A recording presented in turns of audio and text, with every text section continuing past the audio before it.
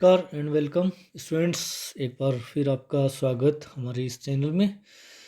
और मैं डॉक्टर देवेंद्र शर्मा, सहायक आचार्य समाजशास्त्र, राजकीय महिला महाविद्यालय सादुल शहर से।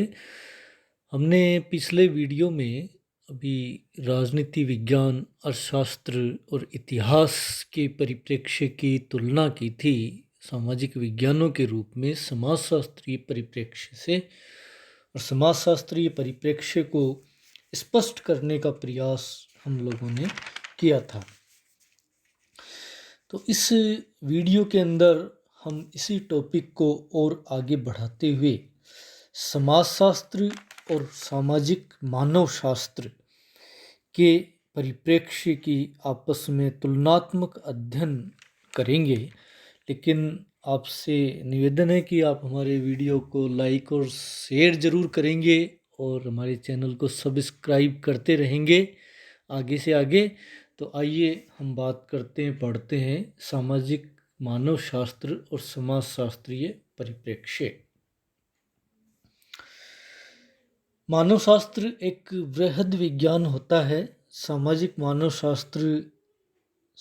शास्त्र की ही एक शाखा है जिसमें आदिम सामाजिक व्यवस्था का अध्ययन किया जाता है।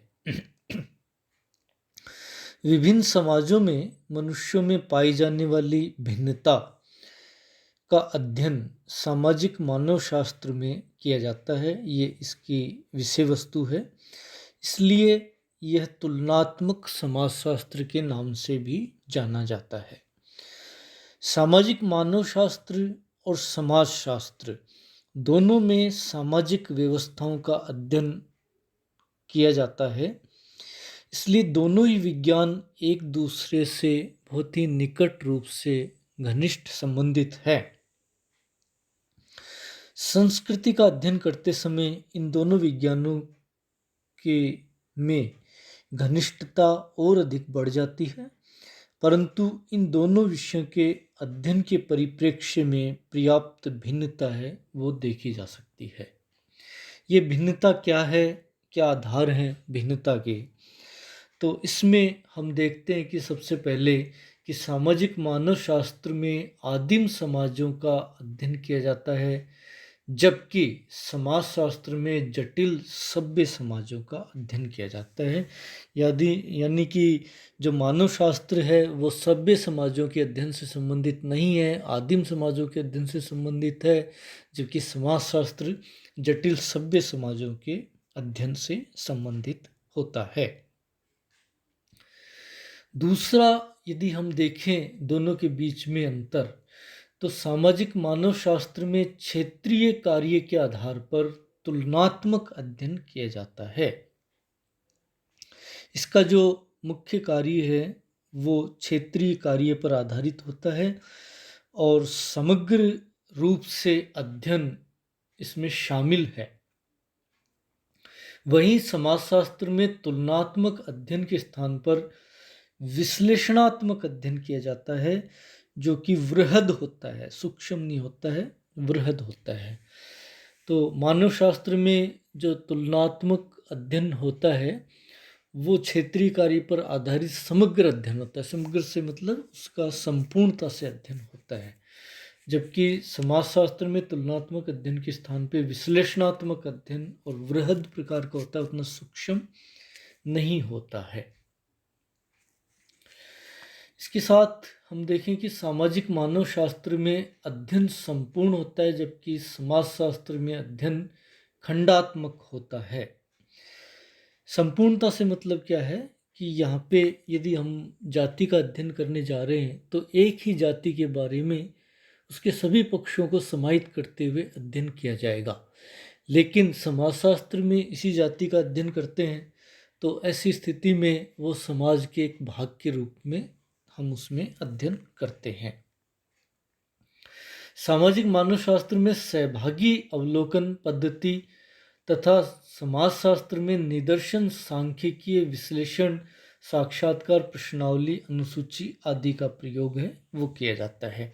यानी सामाजिक मानव शास्त्र मुख्य रूप से सहभागी अवलोकन पर आधारित होता है, जबकि समाजशास्त्र है निदर्शन, सांख्यिकी, विश्लेषण, साक्षात्कार, प्रश्नावली, अनुसूची आदि का प्रयोग उसके अंदर ज़्यादा से ज़्यादा है वो किया जाता है। सामाजिक मानव शास्त्र में जो अध्ययन होता है वो गहन प्रकार का होता है, मतलब सूक्ष्मदर्शी अध्ययन भी इसको कहते हैं, जिसकी अवधि काफ़ी अधिक होती है। जबकि समाजशास्त्र में जो अध्ययन कार्य है वो कम समय के लिए तुलनात्मक रूप से मानव शास्त्र से कम समय में पूर्ण किया जाता है।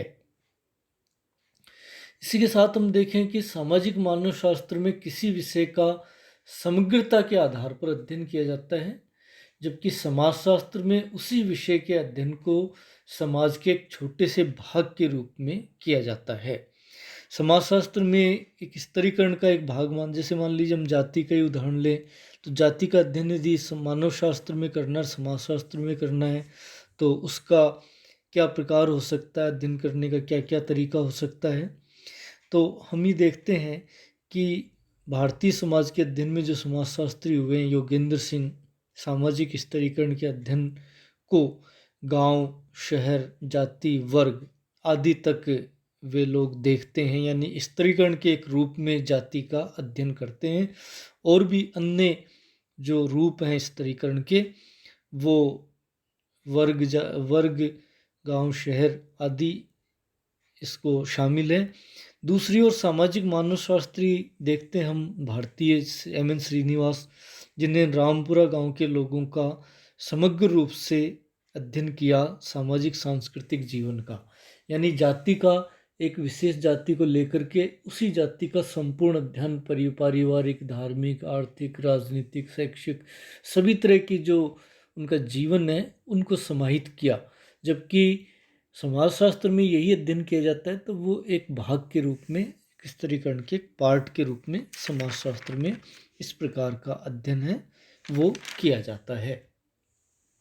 तो इस प्रकार से हम देखते हैं कि समाजशास्त्र में जो अध्ययन है वो ये कहा गया कि एक पार्ट के रूप में, भाग के रूप में होता है, और सामाजिक मानवशास्त्र में अध्ययन है वो समग्रता के आधार के ऊपर होता है, पाया जाता है। तो सामाजिक मानवशास्त्र और समाजशास्त्र के परिप्रेक्ष्य को आज हम यहीं पे ये पूर्ण हुआ हमारा, और नेक्स्ट वीडियो के अंदर हम सामाजिक मानवशास्त्र समाजशास्त्र और जो मनोविज्ञान है उनके परिप्रेक्ष्य का तुलनात्मक अध्ययन है वो हम करेंगे कि किस प्रकार से उनके बीच में क्या परिप्रेक्ष्य संबंधी अंतर और समानता है वो देखी जा सकती है।